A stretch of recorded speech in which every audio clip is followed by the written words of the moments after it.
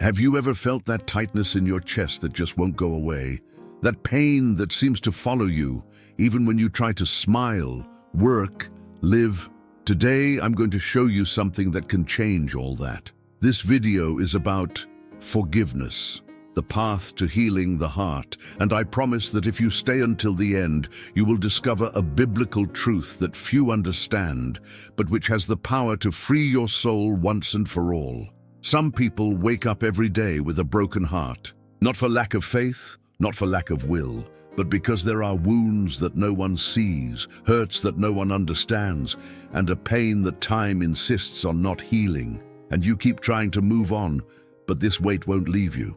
The truth is, there's a prison far worse than those with iron bars. It's the prison of a wounded heart. It's living free on the outside, but imprisoned on the inside.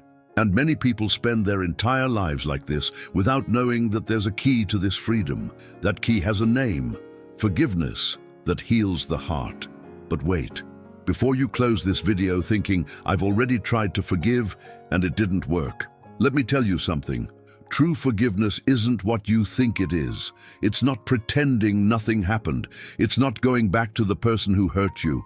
And it's definitely not something you can do alone, with your own strength. Forgiveness as a path to healing is something much bigger, much deeper, and much more liberating than you imagine. Because when the Bible speaks of forgiveness, it's not talking about forgetting, it's talking about setting free. And you, my friend, you were made to be free. But do you really want that freedom? Or have you already become accustomed to the burden? There's a lie we hear since childhood. Time heals all wounds. Egregious, but have you ever stopped to think that sometimes time only hides the pain? It remains there, buried, waiting for the right moment to resurface. The truth is that untreated pain doesn't disappear. It transforms, it turns into bitterness, it turns into silent anger, it turns into an invisible wall between you and the people you love, and worse, it turns into an abyss between you and God. Because it's difficult to pray with a heart full of resentment. It's difficult to trust when you're hurt inside. And you know what's even sadder? We try to hide it. We put on a smile, go to church, sing, raise our hands. But inside, our soul is screaming. And this silent scream affects everything: our sleep, our emotional health, our relationships. Overcoming hurt through faith is not optional. It's urgent. Let me tell you a story that might change your perspective on this. Do you know Joseph of Egypt, that young man who was betrayed by his own brothers, sold into slavery, and thrown into an unjust prison? Imagine the pain he felt. Imagine the nights he spent crying, wondering, why did this happen to me? Joseph had every reason to hold a grudge, to let bitterness take over.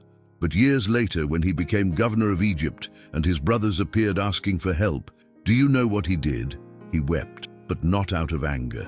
He wept because he chose to forgive. And he said something impressive: "You intended to harm me, but God intended it for good." Genesis 50:20. Joseph understood that healing the heart through faith does not depend on human justice. It depends on surrendering the whole story into God's hands. And here's the secret that many people don't realize: time only heals when you allow God into the wound. On its own, time only postpones the pain. With God, time transforms into restoration. So the question is, are you letting time hide your pain? Or are you allowing God to enter into it? Let's be honest. We're afraid to forgive. And it's not without reason. Because forgiving seems unfair, doesn't it? The person hurt you, betrayed you, abandoned you, and now you're the one who has to forgive. It feels like the wrongdoer gets away with it, and you're left with the burden. That's exactly why so many people avoid this subject. Because forgiveness hurts. It feels like you're being weak, like you're letting it go easily. And then comes the confusion. Does forgiving mean I have to forget? That I have to pretend nothing happened? That I have to trust the person again? And the answer is no. Forgiving is not forgetting. That's one of the biggest lies that prevents us from experiencing true freedom. Because true forgiveness has nothing to do with amnesia. It has to do with liberation. It's about deciding that that person will no longer have control over your peace. Think about it. While you don't forgive, who's in prison? The person who hurt you is living their life, often not even remembering what they did. But you wake up thinking about it. You relive the pain every day. You carry the weight that should be theirs. And that's not justice. That's self-destruction. But there's something even deeper. When you refuse to forgive, you're not just trapping the other person in your heart.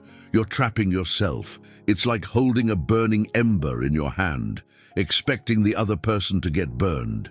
In the end, you're the one who gets hurt. What if I told you there's a way to forgive that doesn't leave you vulnerable but sets you free? So let's get straight to the point. What is forgiveness according to the Bible?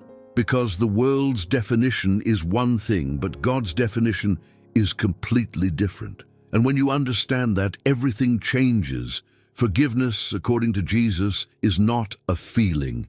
It's a decision. It's choosing to release someone from the spiritual and emotional debt they owe you. It's saying, I will no longer demand anything. I will no longer hold this against you in my heart. And note, you don't do this because the person deserves it. You do it because you need to be free. Jesus was very clear about this. He said, forgive, and you will be forgiven. Luke 6:37.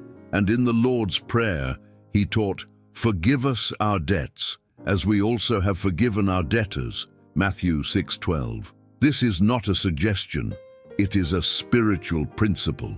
Because forgiveness and Christian faith are intertwined in a way that we cannot separate them. But here's the part many people don't like to hear. Forgiveness isn't about the other person. It's about you. It's about your freedom, your peace, your spiritual health. When you forgive, you're not doing a favor for the person who hurt you. You're doing yourself a favor. And look, I know you might be thinking, but I can't. I don't feel like forgiving. And I understand. Because true forgiveness doesn't come from your feelings. It comes from your faith. It's obedience to God, even when your heart still aches. Before we continue, if you're noticing that this message is touching your heart, leave a like below and subscribe to the channel, because there's so much more important stuff for us to talk about, and I don't want you to miss any content that could change your life. Now, the burning question is, how do you take that first step when everything within you resists? There comes a moment in everyone's life when you need to make a decision. It's not an easy decision. It's not a quick decision. But it's a decision that defines the rest of your story. It's the moment when you choose, I will forgive. And you know what's liberating about that? You don't need to feel the urge. You don't need to be emotionally ready. You just need to be willing to surrender your pain to God, because forgiveness, as an act of Christian love, begins precisely there, in surrender, in yielding. It's about speaking to God like this: Lord, I can't do this alone. I don't have the strength, but I choose to obey you. I choose to release this person. I choose to trust that you will take care of this situation. And the moment you make that sincere prayer, something supernatural happens. The hand of God begins to act within you. Because you need to understand one thing: forgiveness is not a human process. It's a divine miracle. It's God transforming your heart of stone into a heart of flesh. Ezekiel 36:26. It's Him taking away from you what you can't take away on your own, and that only happens when you allow it. But I need to be honest with you, this decision will be tested. There will be days when the memory returns. There will be days when resentment knocks on the door of your heart again. And in those moments, you will need to reaffirm your choice. You will need to say, no, I have already forgiven. I have already placed this in God's hands. And here's the most beautiful part. When you do this repeatedly, something inside you starts to change. There's a verse that says, so if the Son sets you free, you will be free indeed. John 8:36. And when you experience the forgiveness that liberates the soul, you understand exactly what that means. It's as if a giant weight has been lifted from your shoulders. You breathe differently, you sleep better, you look in the mirror and see a lighter, more whole person. Because liberation through forgiveness isn't just emotional, it's spiritual, it's physical, it's complete. And do you know the clearest sign that you've truly forgiven? It's when you can think about the person who hurt you and no longer feel that pang in your chest. It's not that you've forgotten. It's that it no longer has power over you. The wound has healed. This doesn't happen overnight. Emotional healing through forgiveness is a process, but each step you take in that direction brings you closer to the fullness God has prepared for you. Because God doesn't want you to live half-free. He wants you completely free. And there's more. When you release forgiveness, you open up space in your heart for new things, for healthy relationships, for genuine joy, for dreams that were dormant. Because while your heart is full of resentment, there's no room for anything else. Now imagine what your life would be like if you lived every day with that lightness. There is a peace that the world cannot give, and that peace is born when you choose the path of forgiveness. It is the spiritual peace that comes from knowing you did the right thing, even when it was difficult. Jesus said, "Peace I leave with you, my peace I give you." John 14:27. And this peace does not depend on circumstances. It does not depend on the other person having apologized. It does not depend on anything external. It is a peace that is born from within, the fruit of a heart that has chosen to obey God. When you experience this, you understand why forgiveness brings inner peace, because it's not just a fleeting feeling of relief, it's a profound transformation. It's being able to sleep peacefully, knowing that God is taking care of everything. It's waking up without that tightness in your chest, and this peace spreads. It affects your relationships, your work, your family. The people around you begin to notice that there's something different about you. You're more patient, more generous, more present, because when you're no longer wasting energy on resentment, you have energy left over to love. But there's an important detail here. This peace doesn't mean you'll forget what happened. It means you'll remember without pain. You'll remember with gratitude, because it was there in that pain that you found God's transformative power. It was there that you saw forgiveness and spiritual restoration truly happen. And that, my friend, is priceless. Now I need to tell you a truth that many people confuse. Forgiving is not the same thing as reconciling, and understanding this is fundamental for your emotional and spiritual protection. You can, and should, forgive everyone who has hurt you. But you are not obligated to resume a relationship with those people. Forgiveness is about releasing the debt. Reconciliation is about restoring trust. And trust is rebuilt with time, with a change in behavior, with genuine remorse. The Bible teaches us to always forgive, but it also teaches us wisdom. Proverbs 4:23 says, "Above all else, guard your heart, for everything you do flows from it." So yes, forgive. But be wise about who you associate with, who you trust, and who you allow into your life. Some relationships are toxic. Some people will continue to hurt you if you give them the opportunity. And in that case, forgiveness and reconciliation follow different paths. You forgive for your own freedom, but you establish healthy boundaries for your own protection. And this is not a lack of love. This is self-love balanced with love for others.